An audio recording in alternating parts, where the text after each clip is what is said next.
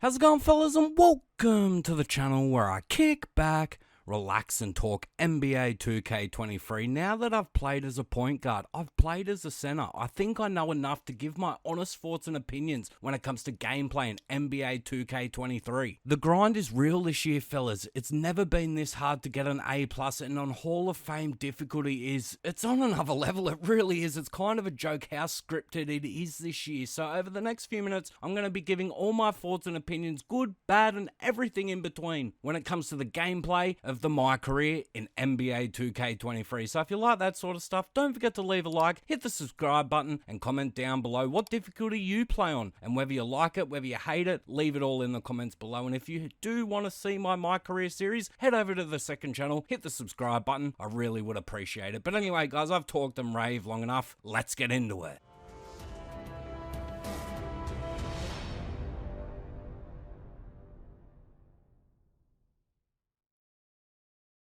So the first thing I want to talk about is teammate AI versus other team AI. Oh my god, it's night and day. It really is on higher difficulties how bad my teammates are compared to the other team's AI. They were fine last year. They really were. You could pass the ball to them and they were actually reliable. They would actually knock down some shots last year. But this year, it's just a disgrace. It really is how bad the shooting is on higher difficulties. It makes the mode impossible to play even with knockdown shooters like Seth and KD just brick after brick after brick, time and time again. It just ruins the game. And then when the other team just makes every single shot contested, does not matter. And then when you throw it on easier difficulties, it's just the opposite. So it's a blowout no matter what, because your AI just simply isn't good enough on higher difficulties, and on lower difficulties, the other teammates' AI or the other team's AI isn't good enough either, and it just really makes an unbalanced game mode. I understand that you don't want the hardest mode to be too easy, but when Superstar, you're beating him by 30-40 points, then you put him up to Hall of Fame, and it's just a joke how difficult, how scripted, and how bad the sliders are, because they just ruin the game. I don't care what anyone says. Stats and badges mean nothing on Hall of Fame. In game 2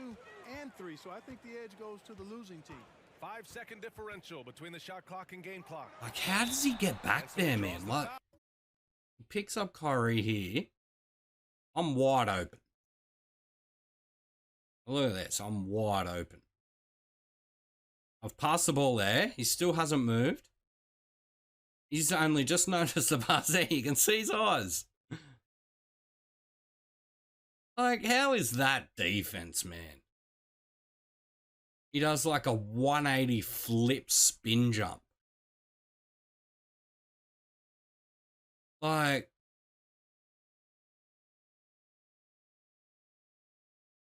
that is ridiculous, man. Oh, look, that's beaten. In all way, shape, or form, that is beaten. But yet, he's not even looking the right way, and I'm about to catch the ball.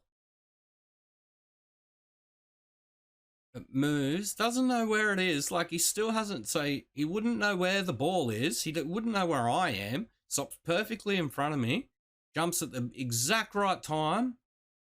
Like, come on, man. I know it's Hall of Fame, but fuck, come on.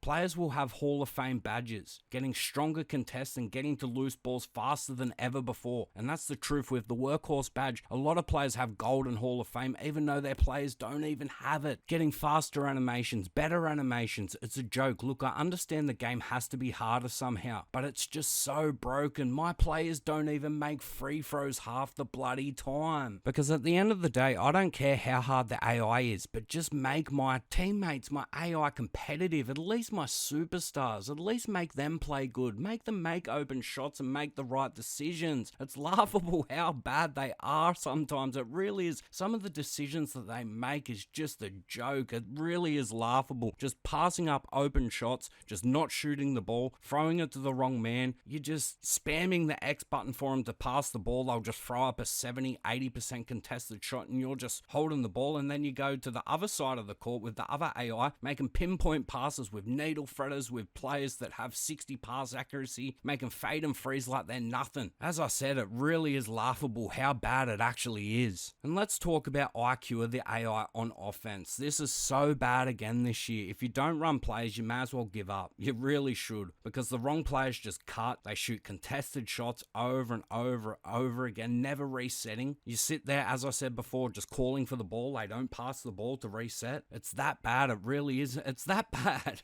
honestly, fellas, that when you set an off-ball screen, your ball handler will literally think it's for him and try and use it. Even if you're on the other side of the court, you can be in the right corner and the ball handler be in the left hash, and he'll literally try and use the screen and run around it. It's ridiculous. The game doesn't even understand a human-controlled off-ball screen. They always think it's for the ball handler, and it's bloody stupid. It really is. This game is just so broken because it never used to be like that. That's the thing. Have they changed it to make the game harder so we don't get as much VC? You know what I mean, fellas? Because that is a thing. I'll talk about it a bit later, but the next thing I want to talk about is we need more control of our team right from the very start. We need to be able to have complete control of our lineup and use the players on the team that we want to use to make it easier for us. If I want to use a certain player, I should be able to. If I want to use Ben Simmons over Royce O'Neal, or when I'm playing with the Thunder, I want to use Shea over Josh Giddey, I should be able to, but the game just sees Shea as a point guard, or Robinson Earl as a power forward that isn't as good as Baisley, so he doesn't get as many minutes. But even though he plays to my play style way better than those other players, they just don't allow me to change it. And I'm never running with the players that I want to run with. I should just have more control over my lineup, or at least the coaches see that these guys perform better when I'm on the court with them. Something, anything, just give us control, or just make the coaches smarter. Like, they should be able to see that both superstars are in the same position. I shouldn't be taking away minutes from the other superstar. Look,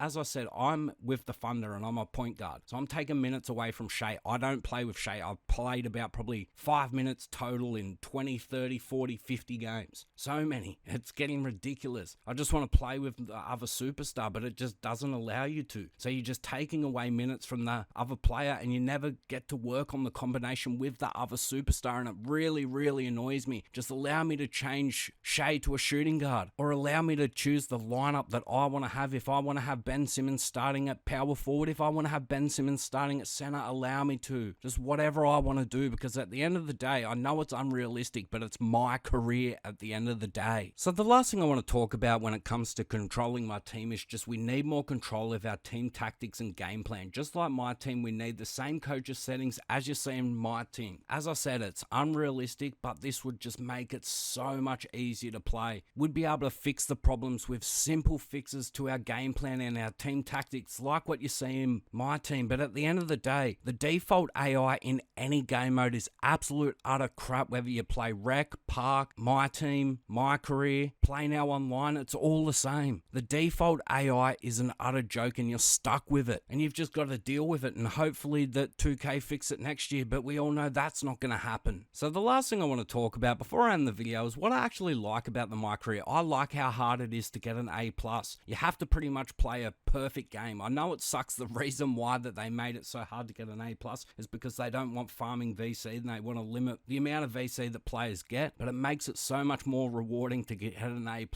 You actually have to switch on and lock into to get the A+ this year, instead of just pretty much listening to podcasts, or I just kick back, listen to music, watch a show. You got to lock in, stay focused, and play every possession. You can't switch off at any stage. So when you do get the A+, it actually is rewarding. The next thing I want to talk about is leadership goals. This is probably the best new feature when it comes to MyCareer. It's something so small, but it is a good feature to make games just a little bit different this year. I think I talked about it in the MyCareer review, but having a random unlocked leadership goal come up instead of just the same one every single game would be a good thing. So you just select random, and then the ones that you've unlocked, they just pick a different one each game instead of just having to do the same one over and over and over again. It's something small, but I do think it would be a good thing. And these leadership goals do help the teammates, which is a great thing, because you need any help that you can get, because the teammates, I've said time and time and time again, are bloody arse, fellas. So the last thing I want to talk about is just playing certain superstars requires different game plans. Depending on who you're playing and what position, it really feels like a different game when you play certain teams, because certain teams are unique. When you play the Bucks, it's different to playing the Nets. You know what I mean? game, fellas, and it's kind of cool when you're playing on Superstar. But when you get to Hall of Fame, every player plays like a superstar. If you leave anybody open, they're draining it. They're getting animations that they shouldn't be getting. But when you play it on Superstar, it's actually fun. As long as you don't blow out the game on All-Star or Superstar and the game's close and competitive, this game is fun. But when you play on Hall of Fame and every player is just a superstar, it really sucks the life out of the game, in my personal opinion. But anyway, guys, I've talked and raved long enough. If you do like these rant, raves, whatever you want to call them, don't forget to leave a like, hit the subscribe button, and comment down below all your thoughts and opinions when it comes to the gameplay in the MyCareer in NBA 2K23. That was a bit of a tongue twister, fellas, but as I said at the start of the video, if you are missing the MyCareer series, it's over on the second channel, fellas. Link will be in the description. Head over to the second channel. The MyCareer series will be there. But anyway, guys, I've talked and raved long enough. Leave a like, comment, subscribe,